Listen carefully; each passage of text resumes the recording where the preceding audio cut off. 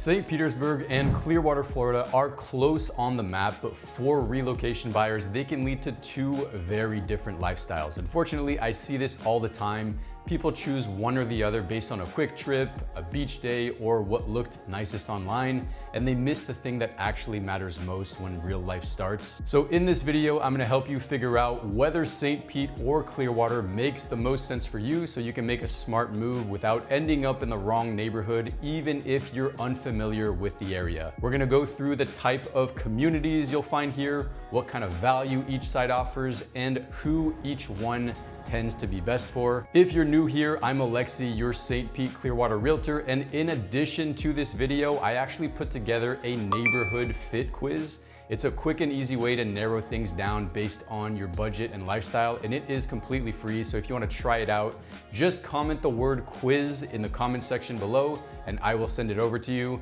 And now let's get started with the video. To start, I want to make one thing clear so nobody gets confused. In this video, when I talk about St. Pete or Clearwater, I'm actually talking about the city itself and the broader surrounding area, so the surrounding cities as well. And the reason I'm doing it that way is because it is how most people living here talk about where they live, and it's how buyers search for where they want to live. So throughout this video, just know I'm using St. Pete and Clearwater as shorthand for the broader areas around them, which makes comparing them a lot easier. All right, let's start with the downtown area for each city, because this is actually a big reason why I'm not doing a video strictly on downtown St. Pete versus downtown Clearwater, because for most relocation buyers, you're not choosing between the two downtown cores, since that really wouldn't be a fair comparison. When it comes to the downtown experience, St. Pete is just on a complete different level. It's the largest city in Pinellas County, and it's really the county's main urban hub with a truly developed downtown area and a lot going on. You've got museums, concert venues, a really fun and lively nightlife scene, waterfront parks, the St. Pete Pier, major events like the Firestone Grand Prix for Formula One racing, the St. Pete Power and Sailboat Show, which is the largest boat show on the Gulf Coast. The city has its own soccer team that play at the Rowdies Stadium, and of course the Tampa Bay Rays that play at the Tropicana Field, both located in downtown St. Pete, so you really get that city by the water feel overall. And on the everyday life side of things, you've also got modern condo high-rises, office towers, lots of coffee shops and restaurants and grocery stores, so it actually feels like a place where people live, work, and hang out at. So when buyers are looking at living in the St. Pete area, proximity to downtown is a huge reason why so many buyers gravitate towards the St. Pete side versus the Clearwater area up north. Downtown Clearwater is a lot smaller and a lot quieter. It just doesn't have that big city feel. You do have some restaurants and bars along Cleveland Street, which is kind of the main street running through the downtown. And you do have Coachman Park, which is a really nice open green space with waterfront views and the concert venue there. But overall, downtown Clearwater feels much more low-key. To me, it feels more like a place where people go to the office for work and then head home at the end of the day and for the weekend, rather than a downtown that people are constantly seeking and choosing as their place to spend their free time. So all that to say that if what you really want is the true city by the water lifestyle with a developed downtown and lots going on, you're probably going to be happier on the St. Pete side. Now, once you move beyond the downtown areas, this is where things get really interesting, because the neighborhood feel between St. Pete and Clearwater can be very different. On the St. Pete side, you tend to get a lot more variety in the neighborhoods. The homes usually have more character, you have more established neighborhoods, and more of that feeling that different neighborhoods really have their own identity. Some areas feel historic, some feel artsy, some feel more classic and residential, some feel more upscale and polished.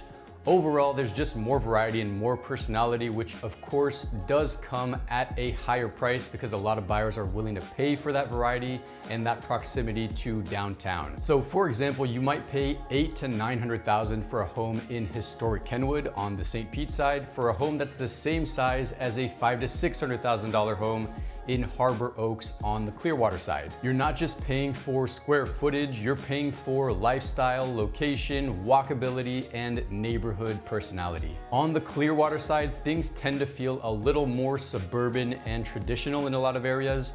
You'll often see neighborhoods that feel more manicured, more planned out, more structured, and a lot of buyers really like that, and in fact would prefer paying less for a home that feels more upscale, especially people coming from other suburban markets. This is where the whole more house for the money conversation comes in. I do think it's fair to say that in general, Clearwater can feel like better value for buyers who want a more conventional suburban home and neighborhood setup. And if you're trying to sort through all this, whether it's schools, neighborhood vibe, or price ranges, this is exactly what my neighborhood fit quiz was designed for.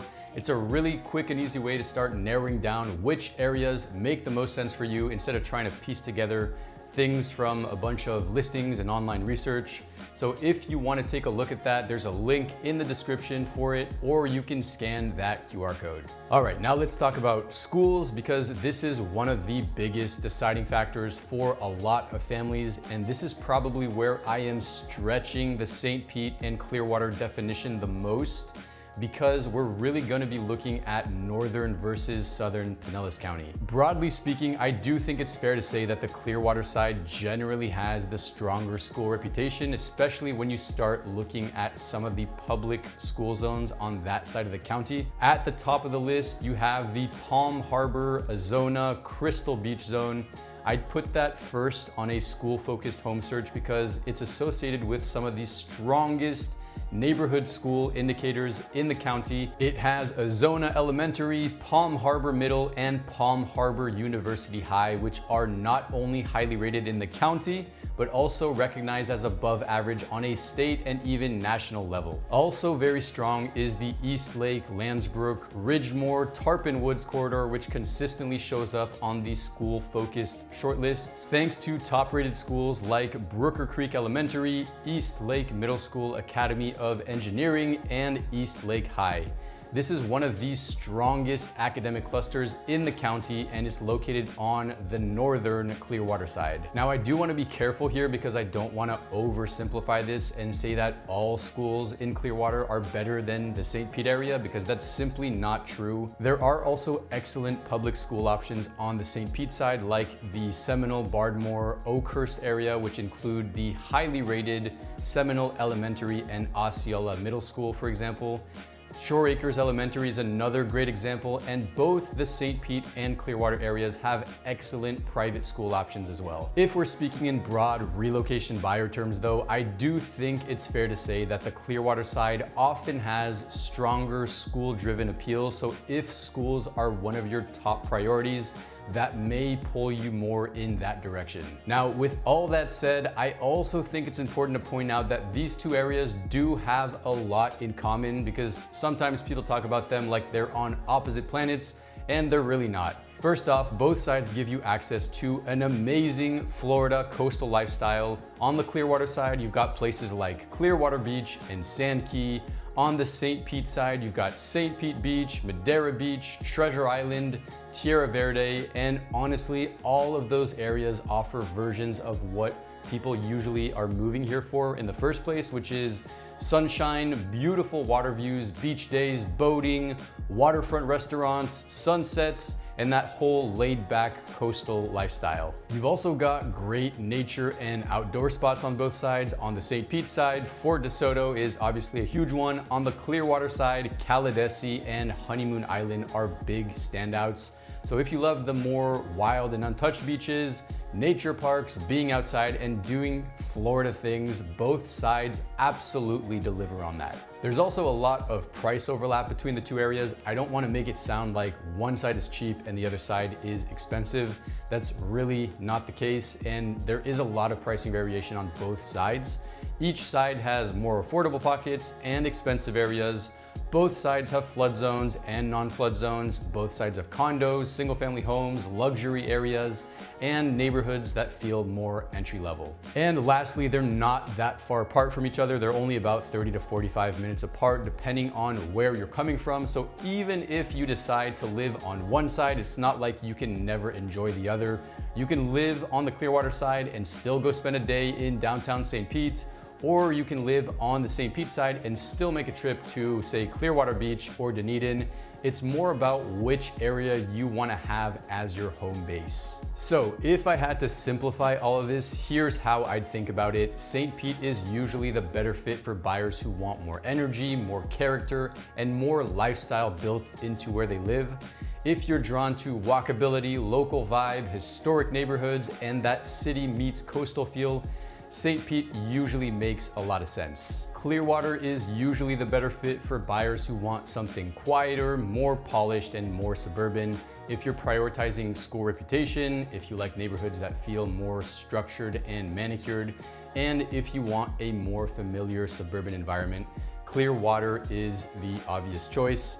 And the real question is, what kind of daily life do you want once you move here? And if you're planning a move here and want help deciding whether St. Pete or Clearwater make the most sense for you, feel free to book a one-on-one strategy call with me so we can go over your options. I hear from people every single week who are moving here from out of state, and I'd be happy to help. And for any French speakers watching, je parle français aussi. I hope you have a great rest of your day, and I will see you in the next video.